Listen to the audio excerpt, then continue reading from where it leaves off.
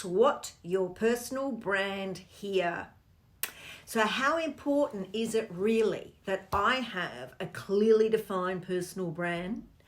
Isn't that just for the big influencers and the celebrities? Isn't it enough for me to have great products that create great results for people and have my results speak for themselves? Shouldn't the quality of those results that I produce for people be enough for me to get the recognition, to get the acknowledgement, to get me and my business referred and promoted to others? Isn't my work, the excellence in my work, enough? Although I must admit, I do notice that others seem to find it really easy to self-promote and brag about their accomplishments and do it so naturally.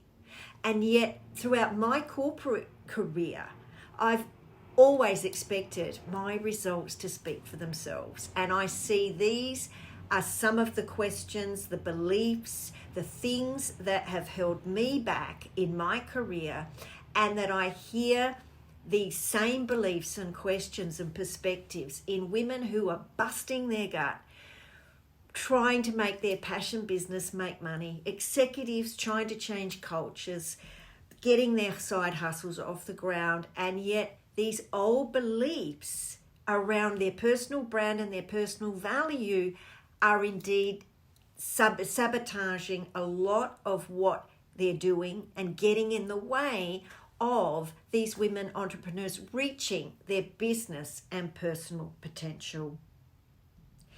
These misconceptions about the role of our personal brand and how a SWOT analysis can inform the foundation of your compelling and authentic personal brand. This is the topic for this video.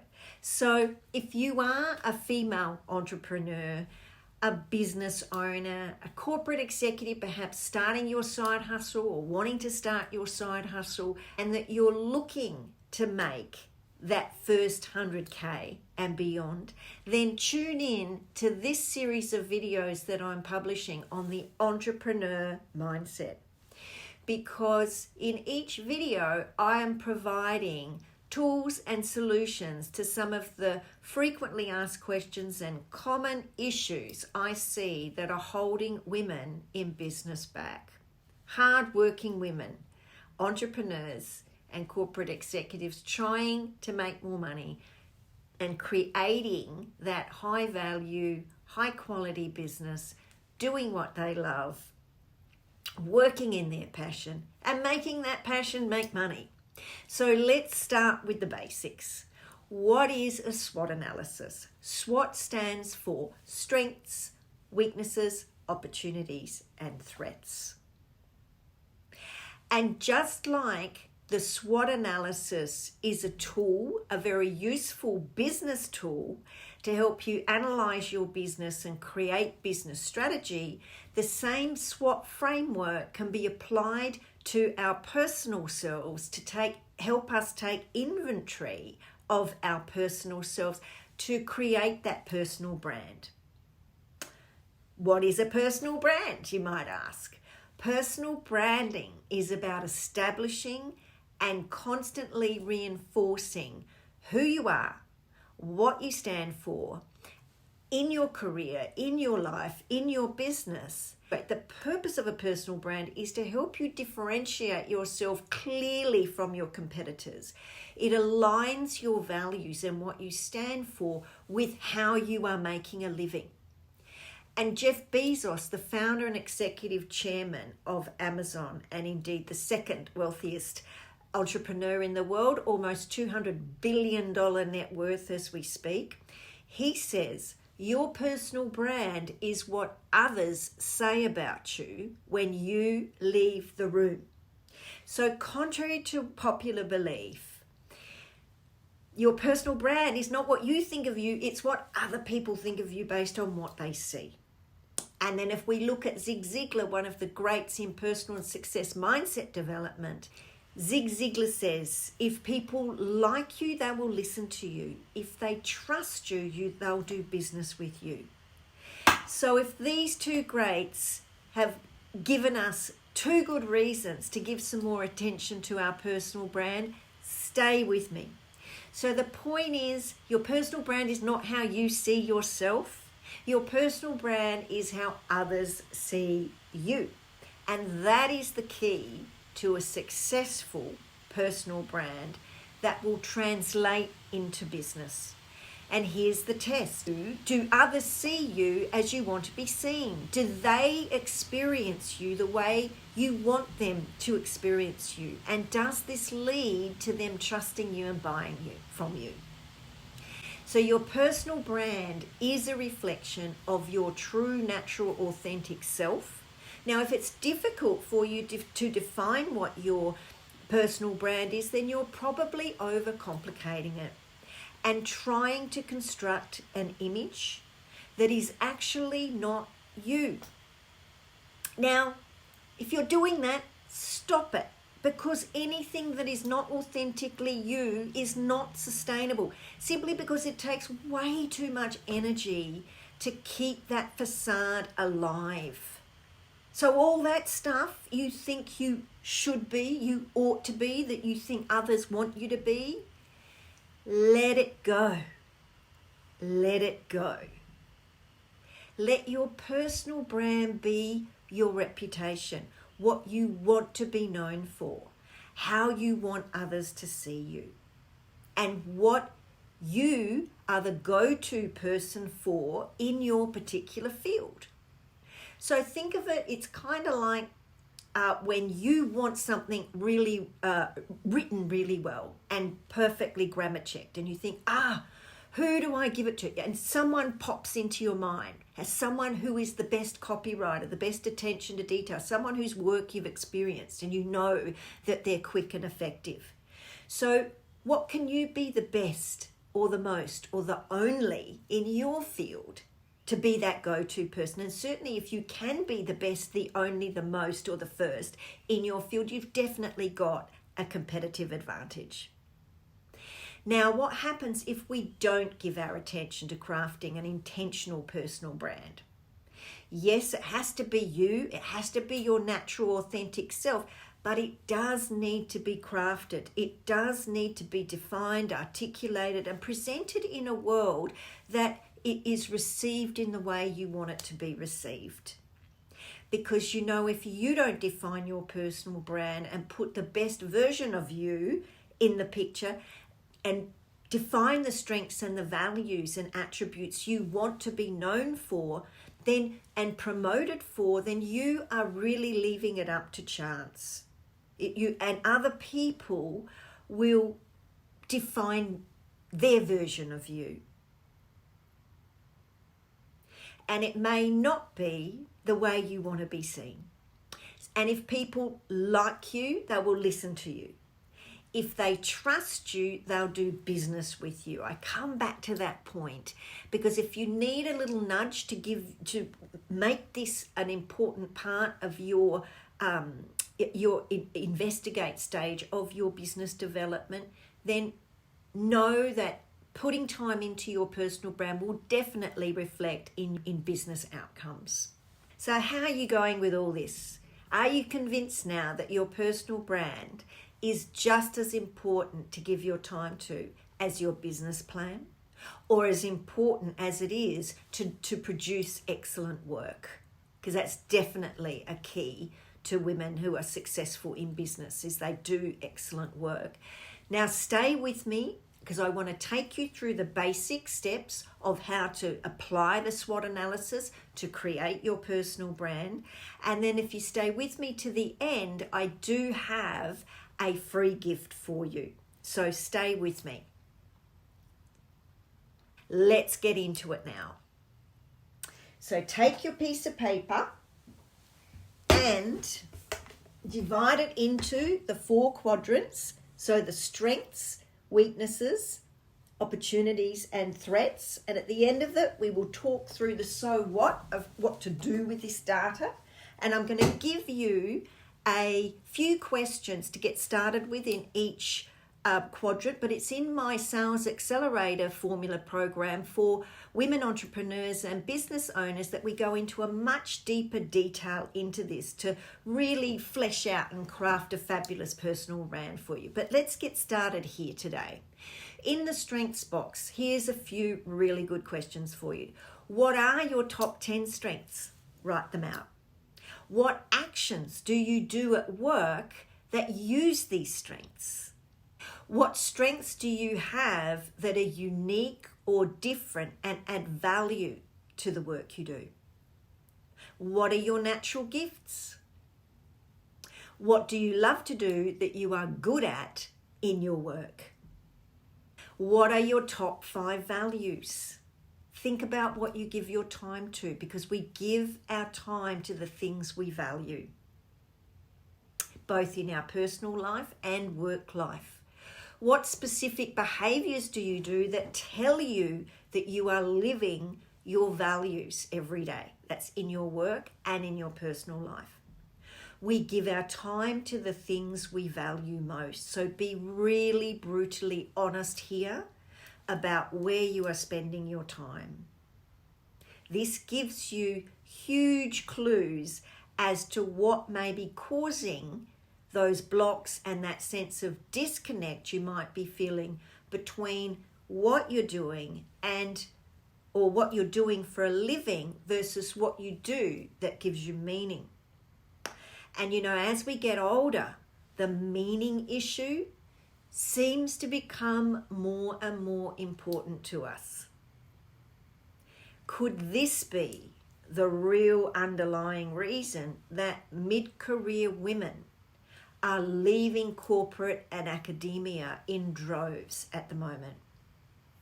Because we can't stop that little voice inside when it's calling to us anymore. Now, externally, think about who you know in your network. Who do you know that might be able to connect you with others that might be able to help you professionally or personally? How would others describe you? Do you know? Let's move on to the weaknesses. These are the things that need improving and can set you back in your life and your career. And I believe when we take a really good, honest look at our weaknesses, this can be the key. What beliefs are stopping you from achieving your goals? What beliefs keep you repeating old patterns? What automatic thoughts and behaviors are getting in the way of you being your ideal self? Have you defined your ideal self? What behaviors are getting in the way of you doing your absolute best work? What are your negative work habits and traits? What are you afraid to do? What are you avoiding? What are you most likely to avoid? What would other people see as your weaknesses? Do you have the courage to ask? Those questions need a little bit more time. So let's move on to the opportunities. Look at the external factors that you can take advantage of to pursue your goals. Write your top 3 goals in the opportunities section. This keeps them top of mind, and every time you articulate them, you are reconnecting with what's most important to you. What are your personal growth opportunities, professional growth opportunities? If you're looking externally, what are the things in the economy that are in your favor? Is there a demand for the skills you already have? Is that demand growing? Perhaps there's new technology that's either getting in the way or helping you to be more successful. Are you taking advantage of those? Have a look at what's going on. Is there a need in your industry that nobody else is filling right now? Is your industry growing? These are the sorts of questions to open up our minds to opportunities, to expand and look for opportunities where you can express your personal brand. Where can you be seen? Where are there networking events you can attend? Can you speak at these networking events? Conferences, educational classes, can you attend them? Can you give them? Can you become a guest on other people's podcasts and video shows? Can you create your own podcast and video shows? These are all opportunities to express your personal brand. So look at your strengths and see if they can open up to any opportunities as well. So this is how you start using the two in sync. Look at your weaknesses and ask yourself, if you could eliminate some of these weaknesses, would that open up new and as yet unexplored opportunities? See how powerful it is when we ask good questions. Now the threats section. Okay, let's have a look at the threats, and starting with you. What are the skills you need today to succeed that you do not have yet? What weaknesses are inhibiting you from achieving your goals? Have a look externally. What are the external factors that can hurt your chances of attaining your goals? Is your industry expanding or contracting or changing direction? For instance, we're moving more into hybrid workplaces, greater preference for online communication, social media influence, high volumes of content and data, and a noisy market. How are you standing out? What content are you producing? What are the external threats? Is there strong competition for the jobs or the business opportunities that you are targeting? These are the columns, to the weaknesses and the threats column. It's really important to get honest. What is the biggest external danger to you to achieving your goals? Be real, be honest. So once you've done this, then what is the so what of your SWOT analysis for your personal brand? How do you take this data now and analyze it and you put it to use? There's two ways to analyze it. We either convert or match the data to decide what action to take. And the important thing is that we take action based on this material. What strengths and opportunities, for example, can you match up and decide to take the next best action based on that match? This shows you where to take the next best action, where to put your energy and your attention, and how to craft that personal brand. On the other hand, when you match weaknesses to threats, this shows you areas to work on or situations to avoid.